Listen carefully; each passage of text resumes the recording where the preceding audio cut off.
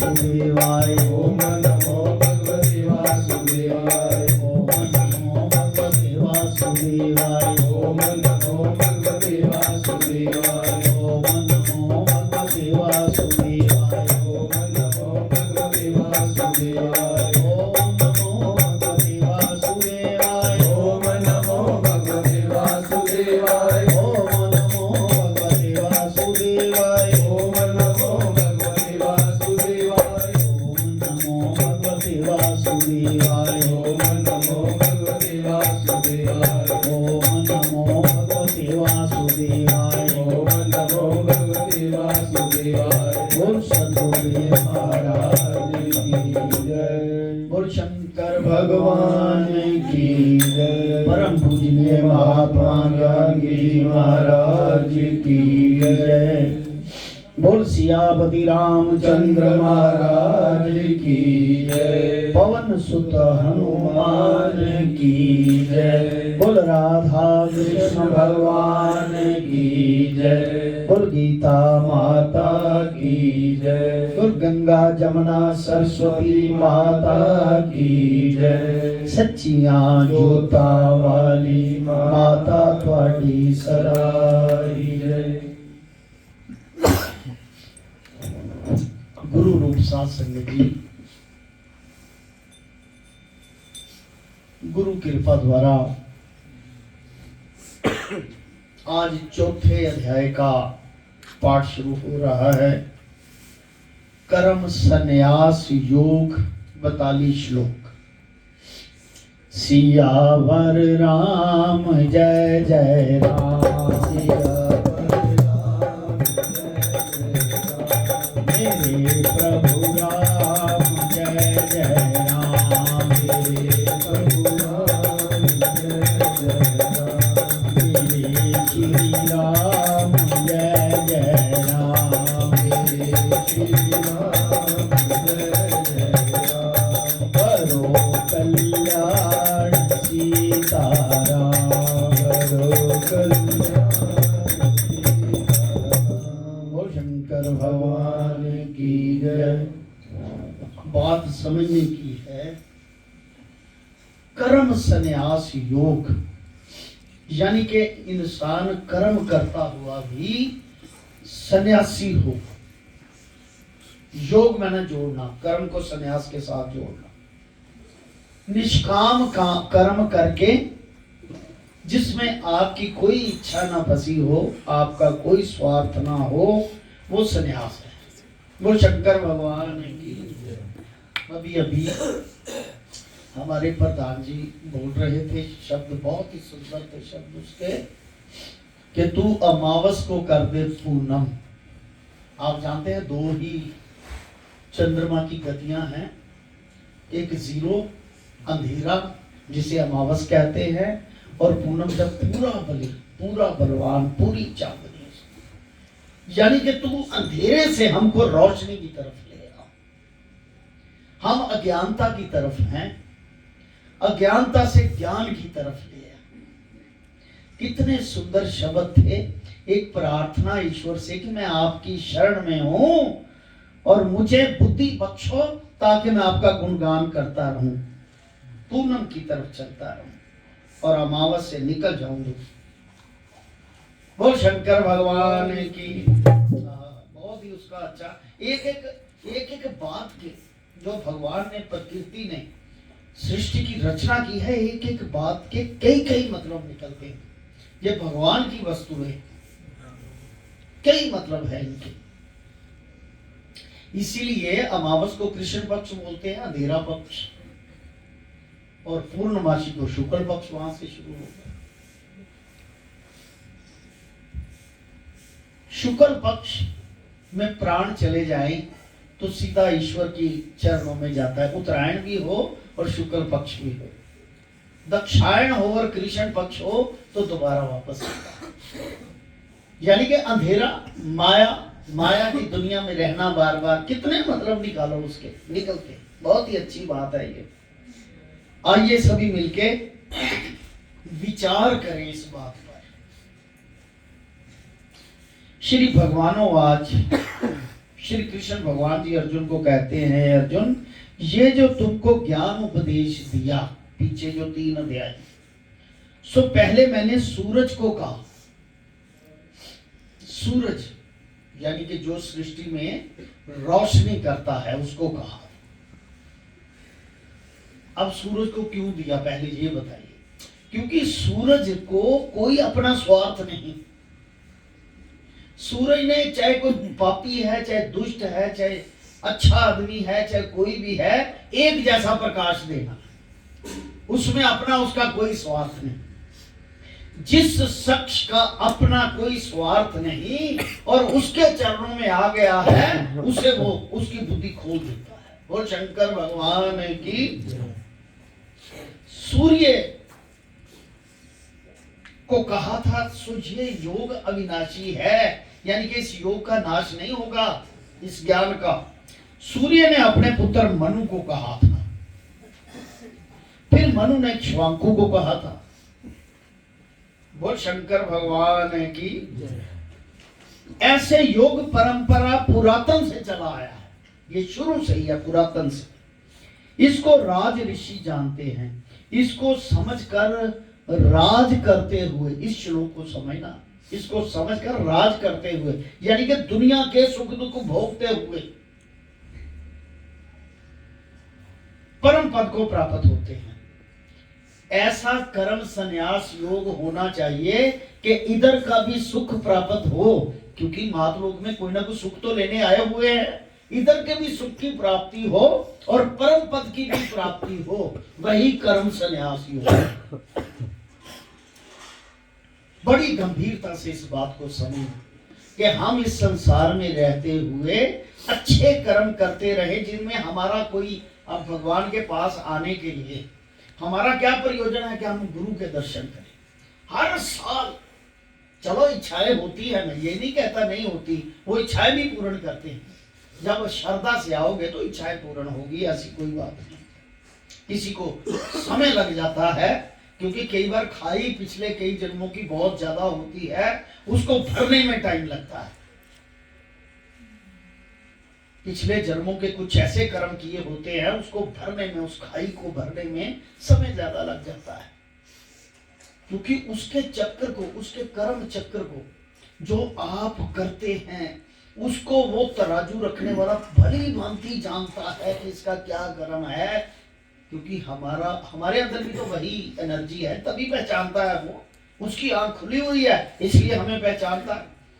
हमारी आंख खुली नहीं, बंद है, हम नहीं पहचान पाते। हम चोरी छिपे भी काम करते रहते हैं और लोगों में ये शो करते हैं हम कि हम बहुत ही ज्यादा अति पवित्र हैं।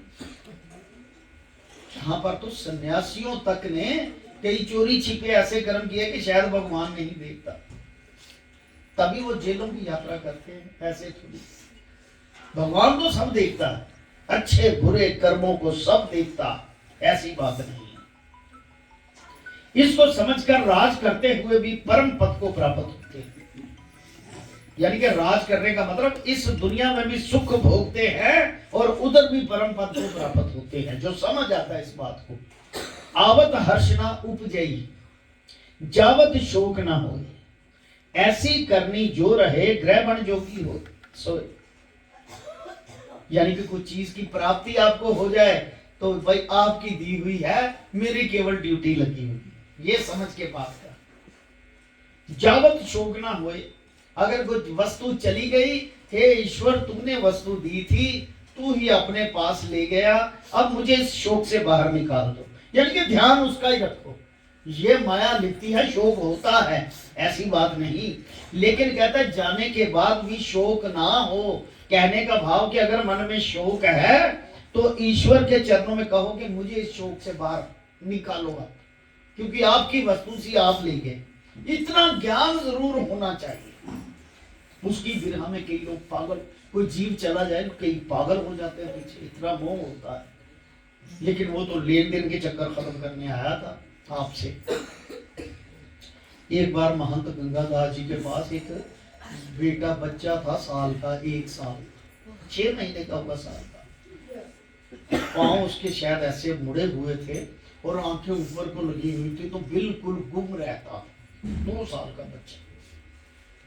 महंत जी ने मुझे पूछा, हम सम्मेलन की शायद उनको न्योता देने गए थे, उन्होंने पूछा कि एक प्रश्न है जीतलाल जी, बताइए ये जो इसका कर्म है बच्चे का, ये सजा बच्चे को है या पिता माता को है? माता पिता भी बैठे। मैंने कहा जी माता पिता को सजा है। कहना बिल्कुल उनको सजा, क्योंकि उन्होंने इसका लेना देना था। भगवान ने कुछ ऐसा स्वरूप बना के उनके सामने खड़ा कर दिया कि उनको तड़प रहे कि ये ठीक क्यों नहीं हो रहा, ये ठीक क्यों नहीं हो रहा, तड़प लगी रहे। ऐसा कर्म हमने जो कर्म गुप्त रूप में किया, गुप्त रूप में सजा है, उसकी सजा है। अगर बुरे कर्म है, अगर उसके निमित्त आगे तो सारे पापों का नाश। अगर दिल से हृदय से ईश्वर के चरणों में आगे तो पिछले सारे पापों का नाश। आगे ना करना बस। जब गुरु महाराज की शरण में जाते हो, आपके कान में मंत्र फूटते हैं तो कहते हैं तेरे पिछले कर्म माफ, आगे ना करना, माफ कर देते हैं। गुरु के पास इतनी पावर होती है, क्योंकि गुरु है ही भगवान। वो एक देह लेके आया आपके पास आपको दिखाने के लिए। उसकी देह होते हुए भी देह नहीं है, वो निराकार है। ये समझ लेना, गुरु कभी साकार मूर्ति नहीं होता। जो गुरु का साकार समझे वो नरक का अधिकारी है, ऐसा गुरु महाराज जी। वो शंकर भगवान की। हे परम तप अर्जुन, इस योग को चिरकाल व्यतीत हो गया, अब पुरातन हो गया, संसार से नष्ट होकर मिट गया। अब वही पुरातन योग तेरे प्रति कहा है। ये योग वार्ता तेरे प्रति इसलिए कहता हूं कि तू मेरा भक्त है, मेरा सखा है। सो चित्त एकाग्र करके सुन। आई वस्तु का हर्ष न कर, चली जावे तो उसका शोक न कर। एक ही जान हर्ष शोक से अलग हो, चित्त को स्थिर रख। यानी कि धीरे धीरे ऐसा अभ्यास हो जाए, बच्चे चली। अब मैं 2 साल कलकत्ता में रहा, गुरु कृपा से।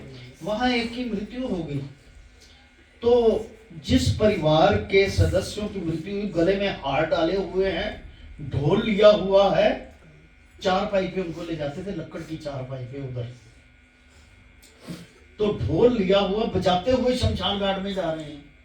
मैंने कहा यार ये क्या कर रहे हैं। बंगाली था उनका एक दोस्त, तो मैं थोड़ी थोड़ी बंगाली सीख गया था उनसे। 2 साल में तो मैं पूरी सीख गया था, बोल नहीं पाता। तो कहता जी ये प्रार्थना की है इन्होंने गुरु के आगे, भगवान के आगे, कि तेरी वस्तु थी, तू ले गया, हम खुश हुए, हमारी जिम्मेवारी समाप्त होती।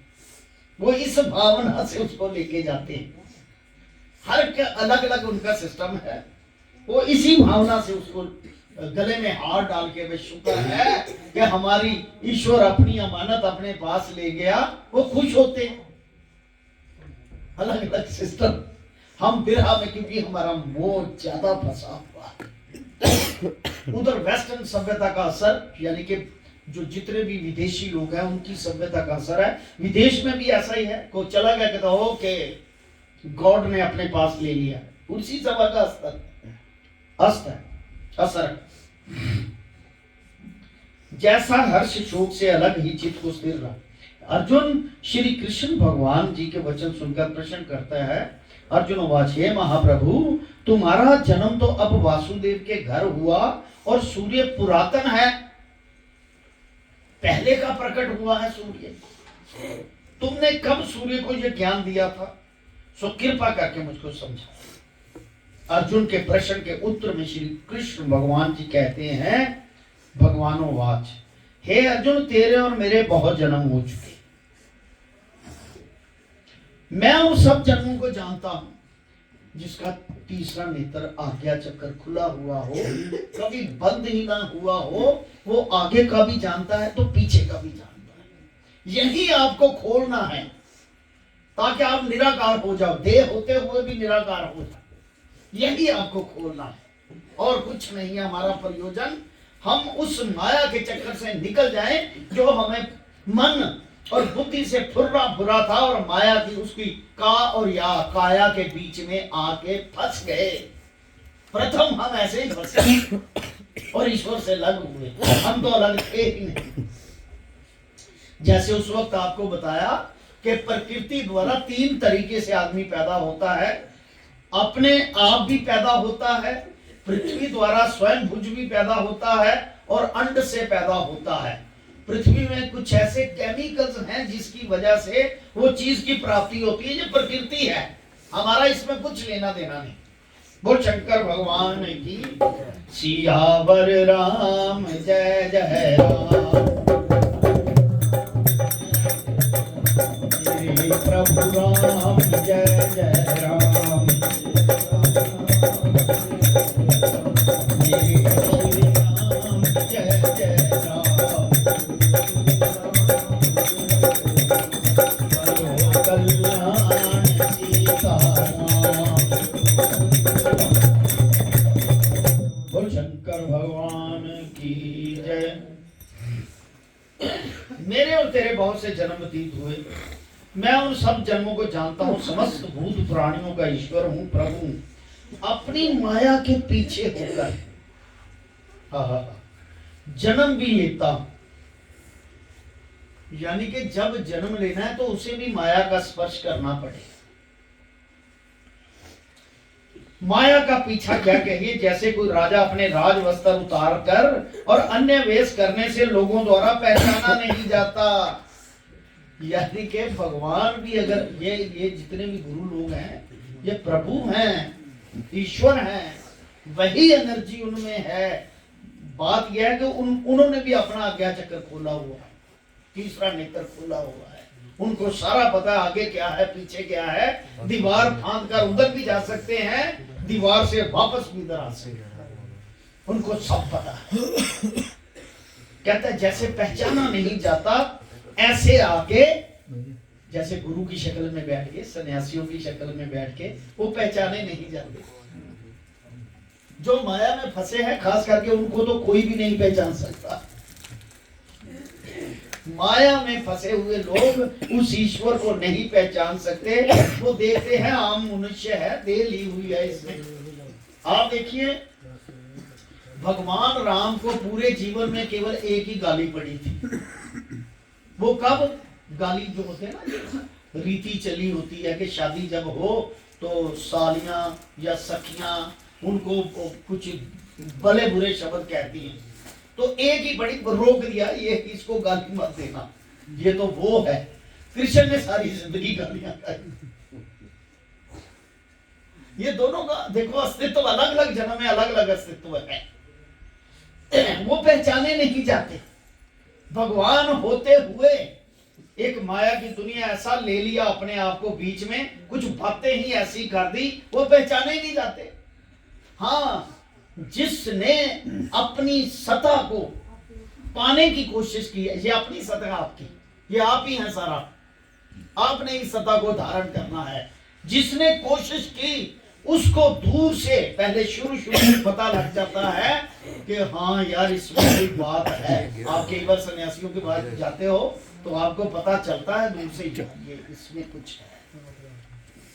कई बार आम इंसानों में से सन्यासी जब कोई नया नया भी आए या दूसरा भी आए तो पहचान लेते हैं सन्यासी उसको, चाहे वो पीछे बैठा उठा के पहले कहते हैं आप इधर आइए, चाय पान पूछते हैं, सब कुछ वो पहचान लेते हैं, ये रूह उधर जाने वाली है, ये सब पता चल जाता है। आम आदमियों में भी है वो आदमी, लेकिन पहचानने के लिए एक अपना हुजरा साफ होना बहुत जरूरी। जब वो साफ हो जाए, वो उस नेत्र से, इन नेत्रों से ना देखे, इस मन बुद्धि से ना देखे, उस मन बुद्धि से देखे जो आनंदमयी है। अगर उससे देखेगा तो उसे पता चल जाएगा इसमें क्या, ये पॉजिटिव एनर्जी लेके बैठा है या नेगेटिव माया की एनर्जी लेके बैठा है, ये सब पता चल जाता है सिर्फ बुद्धि वाले आदमी को। तो ईश्वर से सिर्फ एक ही चीज मांगो पहले, कि पहले मेरी बुद्धि को ठीक करो, बुद्धि दे मुझे। घर में 5-7 परिवार के 10 जीव हों, एक की बुद्धि खराब हो तो 9 जीवों को खराब कर देता है, वो परेशान और टेंशन में डाल देता है।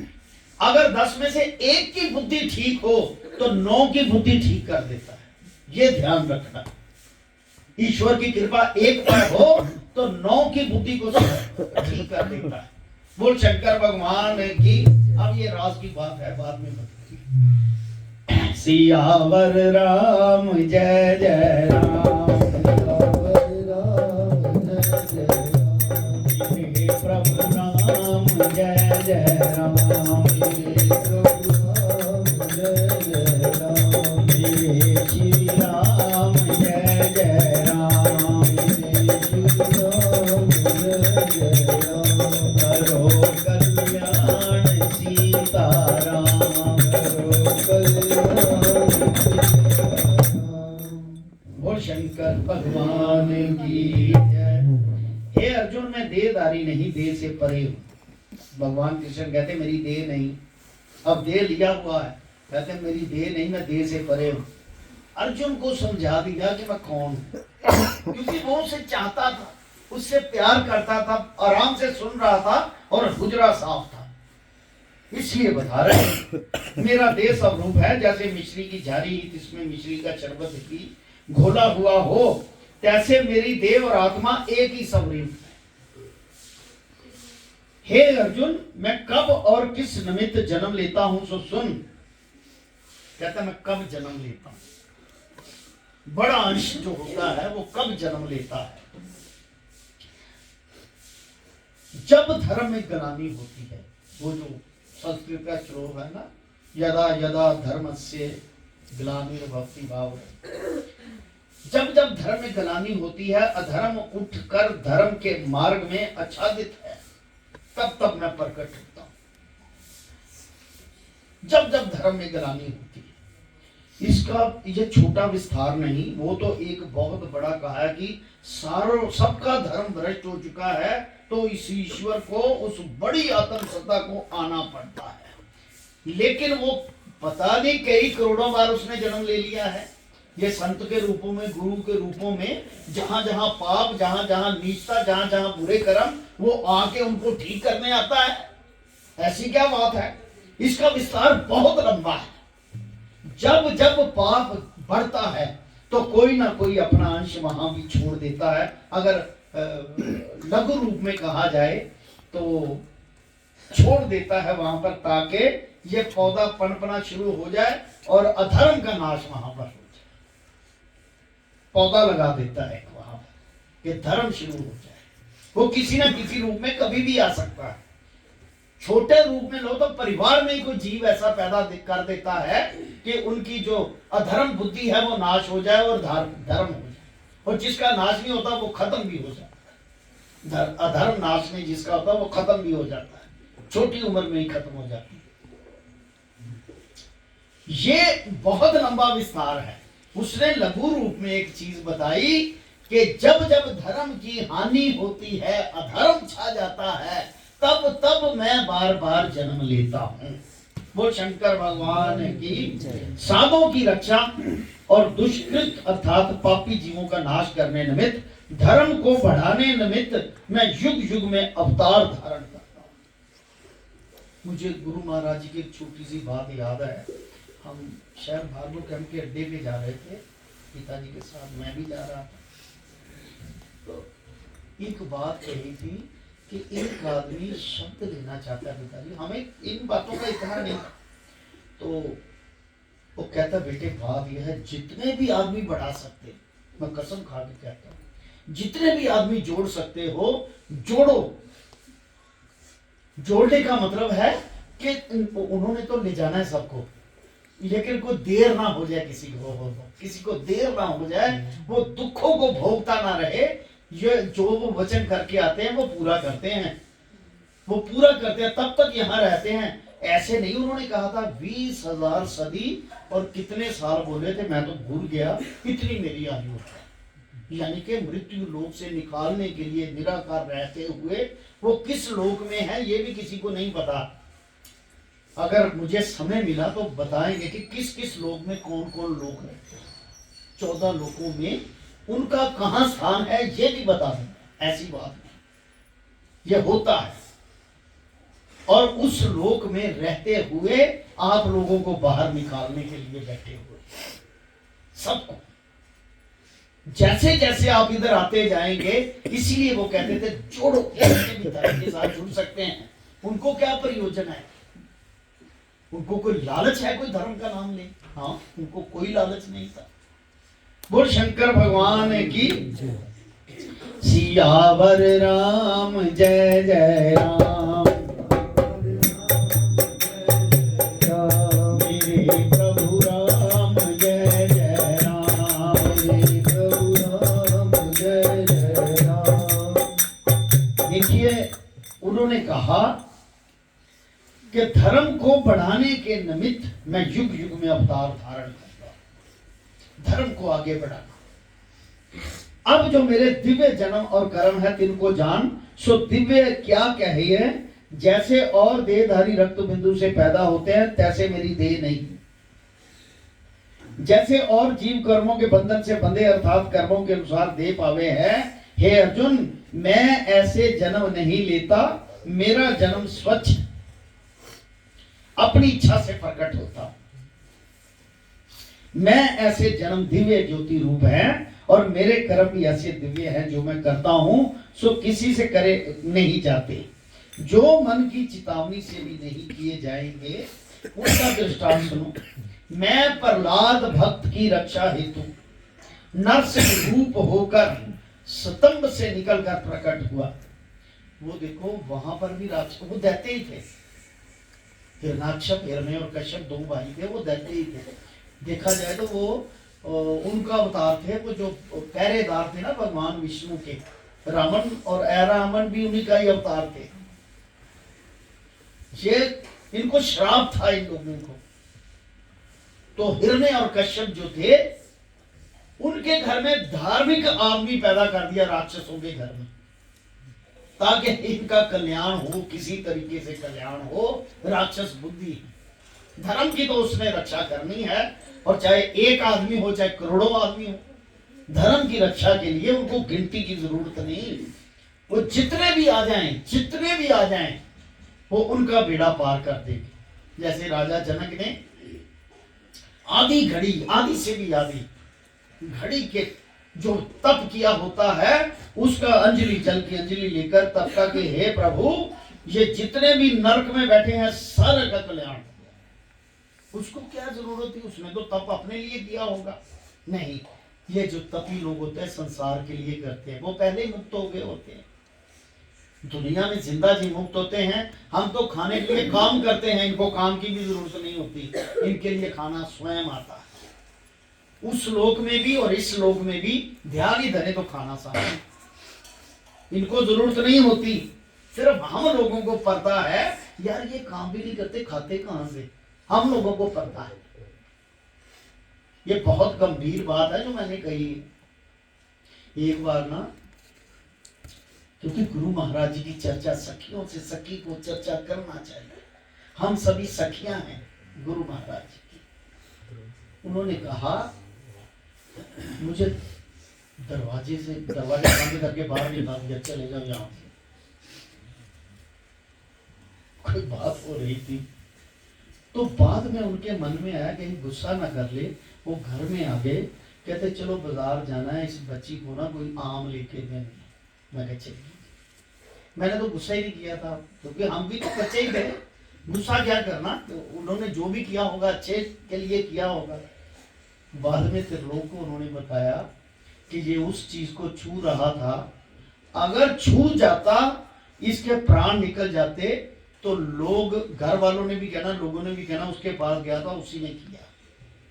क्योंकि हम अंधे हैं ना, हमें पता नहीं, तो मुझे उस चीज से बचा लिया। क्योंकि बर्तन छोटा है, खीर ज्यादा डल जाती तो मर भी सकते। और मुझे पता था, मैंने हाथ लगा लिया इनको, मुझे पता चल गया ये ईश्वर है। उनको पता चल गया था कि इसको पता चल गया ये ईश्वर है। तो लोग के साथ उन्होंने जिक्र किया था ये इस बात का, मुझे नहीं पता था बाद में। बोल शंकर भगवान की। क्योंकि हम चारों पांचों लोग भी आते हैं सब उनके पास, उनकी शरण है। सियावर राम जय जय राम, मेरे प्रभु राम जय जय राम, मेरे प्रभु राम जय जय राम।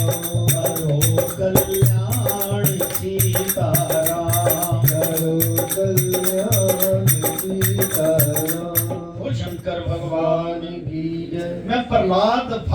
रक्षा हेतु नरसिंह रूप होकर स्तंभ से निकलकर प्रकट हुआ तो किसी ने जाना भी नहीं हिरण्यकश्यप की छाती वज्र से भी कठोर थी, किस कोमल घास की न्यायी नखों से विधीर्ण करके फाड़ डाली थी मैंने।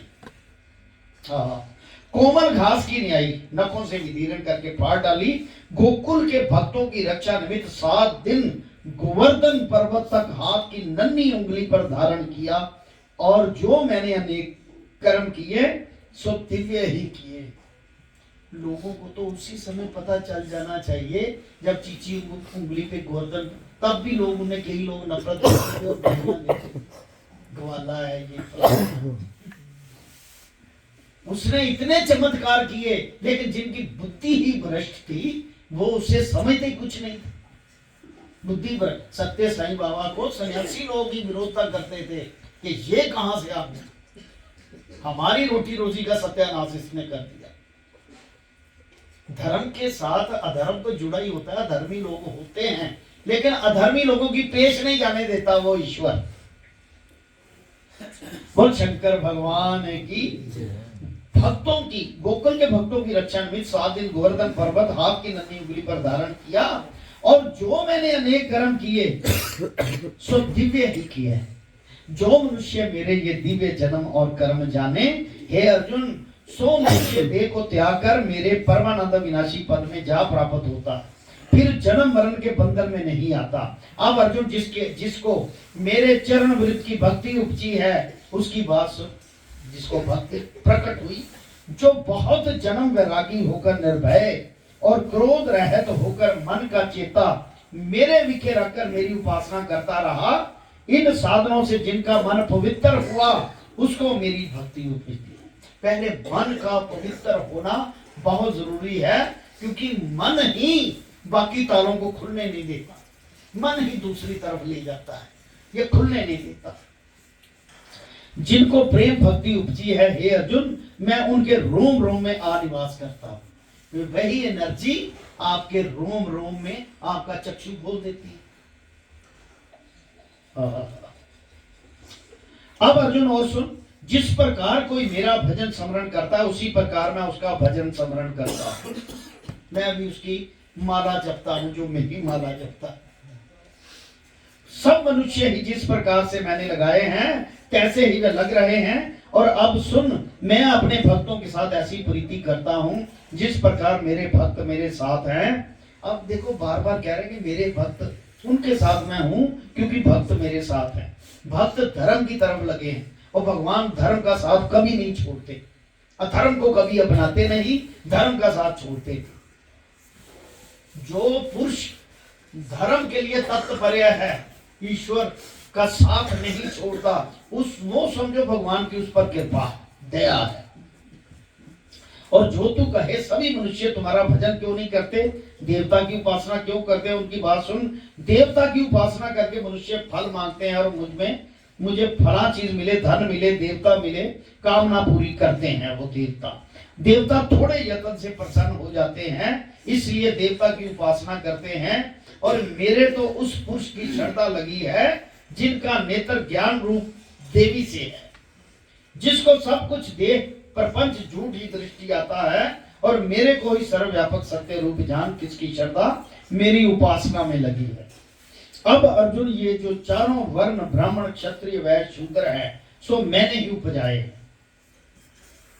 और इनको भिन्न भिन्न अपने अपने कर्म मैंने किए।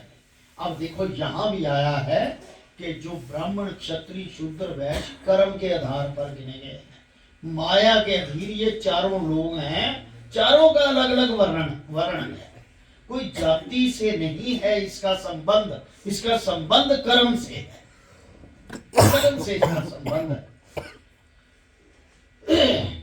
इनको भिन्न भिन्न अपने अपने कर्म मैंने कहे। इन चारों वर्णों से इनके कर्मों का कर्ता अकर्ता मुझको ही जाने, पर मुझे किसी कर्म की का लेप नहीं लगता।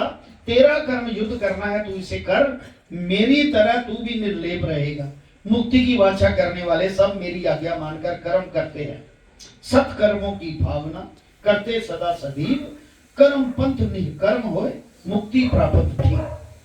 ये बात तुझको कहूं, युद्ध तुम्हारा धर्म, पंडित भेद ना पावही, क्या अकर्म क्या कर्म, सुरते सुरत ना कर सके, औरों की क्या बात, सोई कर्म तुझको कहूं, मान ले हूं एताज। जिन जाने से दुख हरे, बंधन होए खलास, गूढ़ कथा तुझको कहूं, तुम सुनो ब्रह्म के दास। हे अर्जन, एक तो कर्म है, एक विकर्म है, एक अकर्म है। उनकी बात सुन। जिस भांति शास्त्र की आज्ञा है उस भांति स्नान आदि से लेकर कर्म करने को कर्म कहते हैं। आप स्नान करो, इसको कहते हैं कर्म। और जो भूल से पाप कर्म करे उनको विकर्म कहते हैं। जो गलती से किसी को कर्म हो गया, और जो आलस्य या अज्ञान से जानता हुआ आदि सब कर्मों को करता है या त्याग कर कहता है कि वो अकर्म कहलाए। कहता है आलस से रजाई में बैठा है वो अकर्म है। जो उठ के चलता ही नहीं गुरु के दरबार पे वो अकर्म है। अज्ञान से स्नान आदि सब कर्मों को त्याग देता है उसको अकर्म कहते हैं। स्नान आदि भी नहीं करता, सोया हुआ है रजाई पर, कहता ईश्वर तो मेरे अंदर बसा हुआ है, मुझे बाहर जाने की क्या, वो है अकर्म, मतलब ना कर्म करने वाला इंसान। सो पुरुष इन तीनों ही कर्मों को समझ गया, जो शास्त्र की आज्ञा है त्यों करे। यानी कि जो कहता है कि मैं कर्मकारी नहीं रहा, रजाई में बैठा हूं, वो अकर्म है। यानी कि वो कर्म करना चाहिए, स्नान आदि सब कुछ वो कर्म करना चाहिए, लेकिन अकर्म है वो। जो सत्य के कर्म की शुरुआत करते हैं उसको अकर्म कहते हैं। बुद्धिमान श्रेष्ठ पुरुष सत्कर्मी कहावे है। ये तो कर्म करने की बात कही। अब और जो कोई मनुष्य ऐसा है जिसको मेरी महिमा के जानने का ज्ञान उपजा है, उस ज्ञान से उसको किसी कर्म का आरंभ नहीं उपजता। काम क्रोध से रहित हुआ है, ज्ञान अग्नि से जिसके सब कर्म जल गए हैं, और जो होवे तिसको विवेकी पुरुष पंडित कहते हैं। ज्ञान अग्नि से जिसके सारे कर्म भस्म हो गए। यानी कि जब आपको ज्ञान हो गया, ज्ञान कब होता है? जब ईश्वर की शरण आते हो, गुरु की शरण आते हो, सत्संग कीर्तन भजन करते हो, ज्ञान हो गया आपको, तो आपके सब पिछले पाप नष्ट हो जाते हैं। इसलिए गुरु कहते हैं तुम मेरी शरण में आ गए हो, इसलिए तुम्हारे सभी पाप नष्ट हो गए, तभी कहते हैं वो। फिर कैसा है वह ज्ञानी पंडित जिसने सभी कर्म त्यागे हैं और कर्मों के फल भी त्यागे हैं, सो पुरुष ज्ञान रूपी अमृत पान कर तृप्त रहता है। ऐसा जो प्राणी होवे उस पुरुष को किसी कर्म किए का लेप नहीं, निर्लेप, किसी कर्म का बंधन नहीं, निर्बंधन है। फिर कैसा है जो एक परमेश्वर बिना किसी को मानता ही नहीं, किसी की आशा नहीं करता, निराशा है, संसार की वासना जिसने रोक रखी है, जिसने चित्त और आत्मा को एकाग्र कर लिया, जिसे किसी और वस्तु की याचना नहीं, जो सदा ही एकांत और अकल्प रूप है, शरीर मात्र जिसका रहा है। शरीर की रक्षा के निमित्त जो कर्म कर रहे हैं सो उनको 3 कर्मों का कुछ पाप। जो रोटी खा रहे हो, काम कर रहे हो, काम तो तब कर रहे हैं जब पेट पालने के लिए, उस कर्म किए का कोई दोष नहीं है। अपने बच्चे पाल रहे हो, उस कर्म किए का कोई दोष नहीं, क्योंकि तुम्हारी ड्यूटी लग गई, तुम कारण बने थे उसका पालने का, तुम्हारी ड्यूटी लग गई उन बच्चों को पालने की, इसलिए काम कर रहे हैं, उस कर्म किए का कोई दोष नहीं। जो ये सब करता हुआ भी कहीं भी ध्यान उसका रखता है साथ में, वो निर्लेप है, ऐसा उन्होंने कहा। बोल शंकर भगवान की।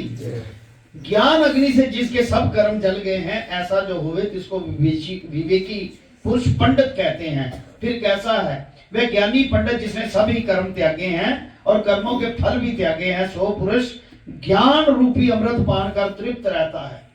ऐसा जो प्राणी होवे उस पुरुष को किसी कर्म किए का लेप नहीं, निर्लेप है, किसी कर्म का बंधन नहीं, निर्बंध है, ऐसा।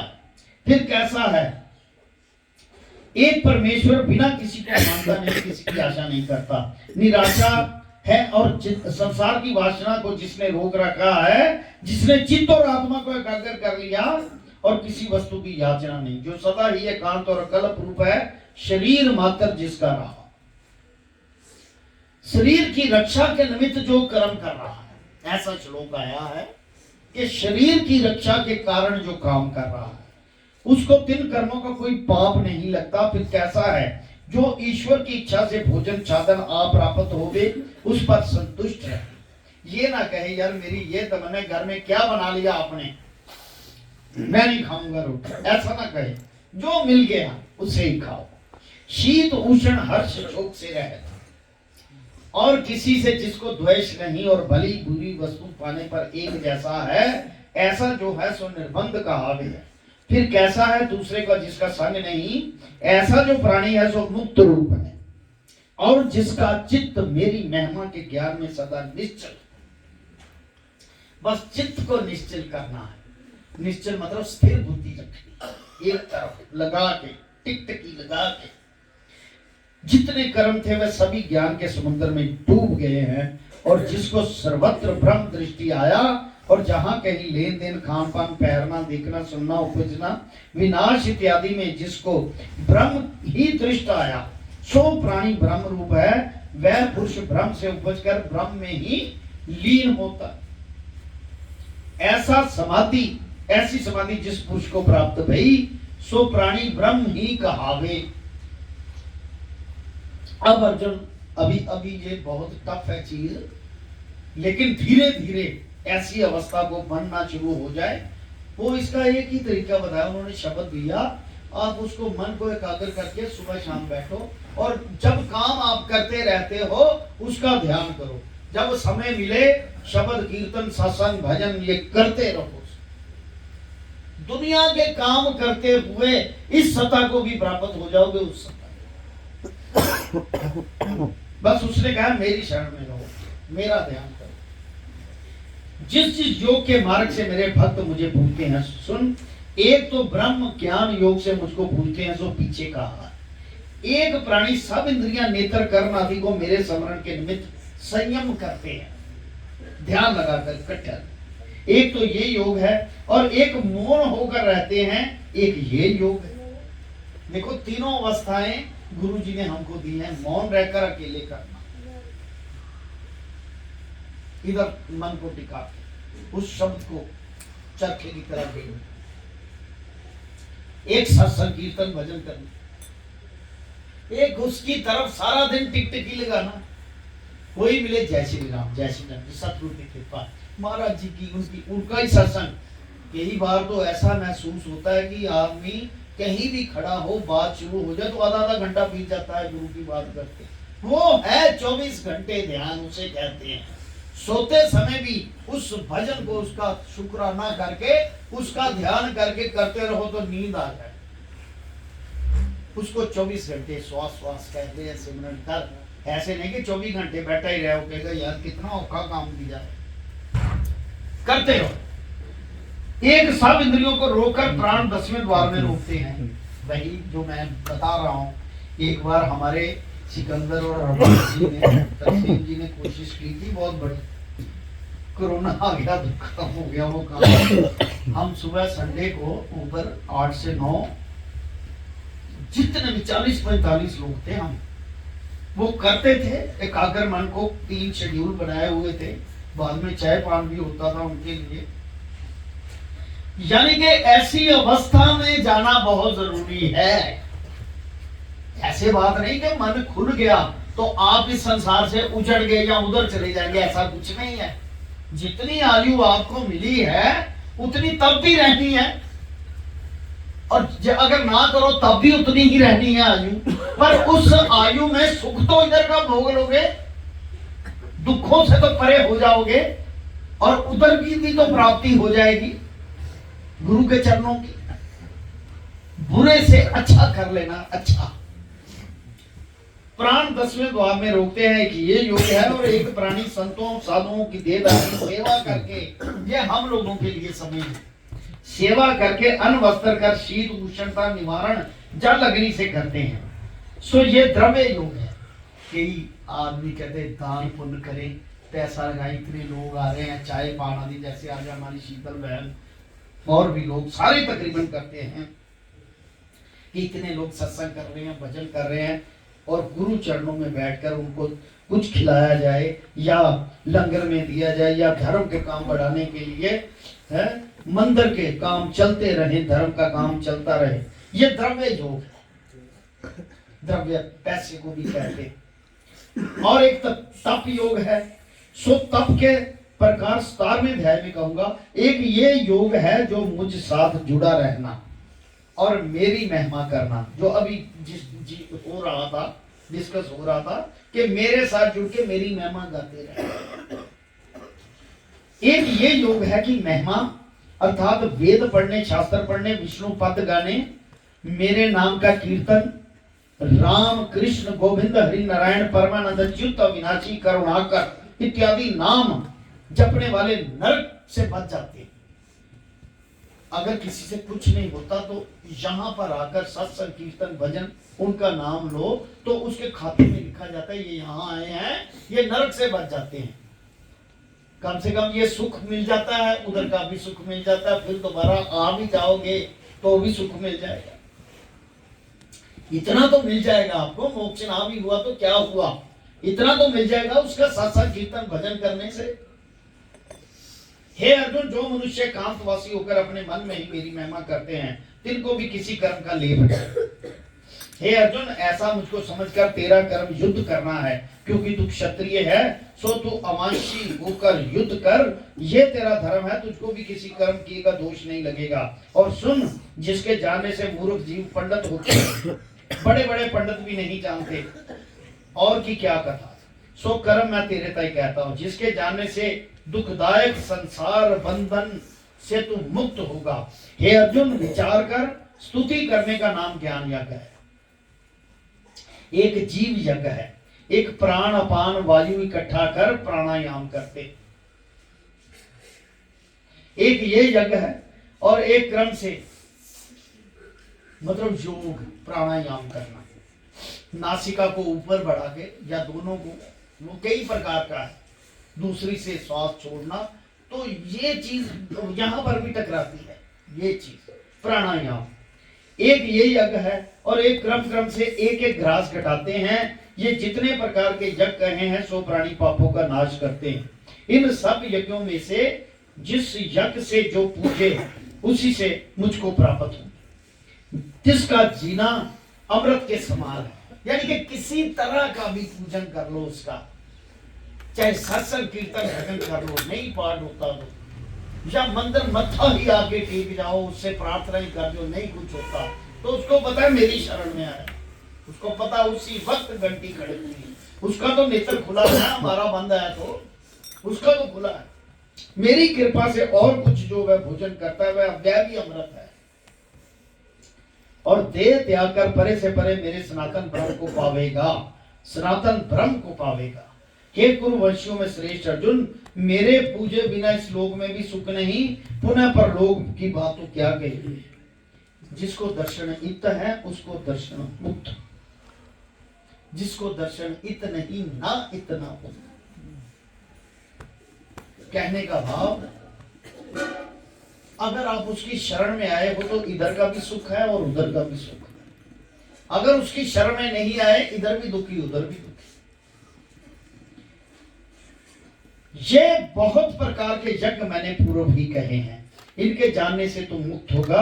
अब इन यज्ञों विषय जो श्रेष्ठ है सो सुन। एक वरन तब पांडव, ये द्रव्य यज्ञ आदि से लेकर सभी यज्ञ मैंने कहे, इन समस्त यज्ञों से मेरी महिमा जानने का जो यज्ञ है सो श्रेष्ठ है। और जितने और यज्ञ करें सो ज्ञान पाने के निमित्त करे हैं, और जब ज्ञान उपजे तब सभी यज्ञ उदय हो जाते हैं। जैसे वृक्ष के फल लगे से फूल गिर जाते हैं, तैसे ये भी मिट जाते हैं। अब जिसको मेरी महिमा का ज्ञान मेरी कृपा से होवे, तिससे और कोई ज्ञान पाना चाहे सो क्या विधि करे, सो सुन। प्रथम तो सतगुरु की शरण में आकर दोनों हाथ जोड़ नम्रता से तिनके चरण कमलों को नमस्कार कर मुख से मेरा ही नाम ले। अब सतगुरु कौन है भाई? कहता ना मेरी शरण आप, कहता प्रथम सतगुरु के चरणों में। सतगुरु रूप कौन बन के बैठा भाई? वो भी निराकार होता है, वो भी निराकार। श्री राम का है, श्री कृष्ण का है, गोपाल कहे, ओम नम नारायण कहे, श्री राधा कृष्ण परमेश्वर की न्याय जानकर अधीन हो जाए, जिस आगे विनय करे, हे प्रभु जी, हे गुरुदेव जी, कृपा करके श्री भगवान जानने का ज्ञान मुझे दो। ज्ञान के देने हारा जो है ज्ञानी, उसको वह ज्ञान श्रवण करे। हे पांडव, अर्जुन तिस ज्ञान के जाने से फिर माया मोह व्याप नहीं सकता। सो ज्ञान जिसके जाने से सब भूत प्राणियों विषय एक ही आत्मा ब्रह्म व्याप्या जानेगा, दूसरा भेद मिट जाएगा। सो अज्ञान ज्ञान है। अब इस ज्ञान का फल सुनो। जितने पाप जान अनजान में किए, 3 पापों का जो फल दुख है, सो 3 दुखों से ज्ञान नाव में चढ़कर पार पड़ेगा। जितने भी हम लोगों ने पाप किए, चाहे जानबूझ के चाहे अनजाने में, जब तक धर्म की नाव में नहीं चढ़ेंगे उनका नाश नहीं होगा।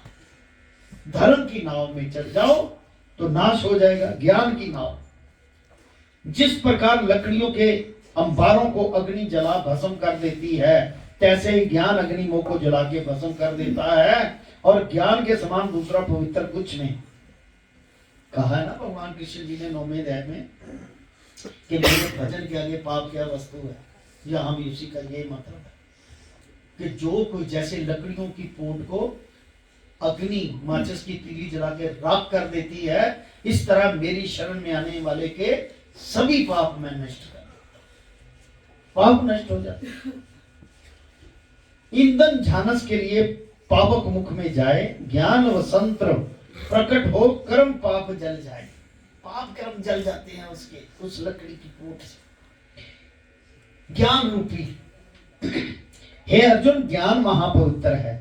ज्ञान के समान कुछ नहीं लगता। सो ज्ञान कब उपजता है? मेरे योग के साथ जुड़ने के पश्चात से चिरकाल तक जो मेरे ध्यान में जुड़ा रहे, उसकी आत्मा से ज्ञान उपज आवे है। जिसको मेरे ज्ञान पाने की श्रद्धा हो, सावधान होकर पढ़े, समझे, इंद्रियों को वश में करे, सो पुरुष ज्ञान को पावे। ज्ञान पाए में परम शांति, जो परम सुख है, तत्काल प्राप्त होवे। और जो अज्ञानी पुरुष हैं, तुमको मेरे ज्ञान पाने की वांछा नहीं। जिनके आत्मा में संयम नहीं, उस पुरुष की आत्मा नाश को प्राप्त होती है। इनके सूक्ष्म आत्मा हो जाती है नाश, बिल्कुल। ना परलोक में और ना मेरे साथ जुड़े, तिससे कोई कर्म नहीं उठता, और ना तिसको कोई संशय ही व्याप सकता है जो मेरे साथ जुड़ा है। ऐसा जो योगी ज्ञानी है, तिनको कोई लालच हिला नहीं सकता। इस कारण से अर्जुन, तुझको तेरे हृदय से ही अज्ञान संशय संदेह जो है उपजता है, सो तू हृदय से ही ज्ञान खड़ग लेकर, ज्ञान की तलवार लेकर इस संदेह को काट डाल और उठ खड़ा। बोल शंकर भगवान की। श्रीमद् भगवद गीता सुपनिषदसु ब्रह्म विद्यायाम योग शास्त्रे श्री कृष्ण अर्जुन संवादे कर्म संन्यास योगो नाम चतुर्थ। ओम नमो शिवाय। हरि ओम नमो शिवाय।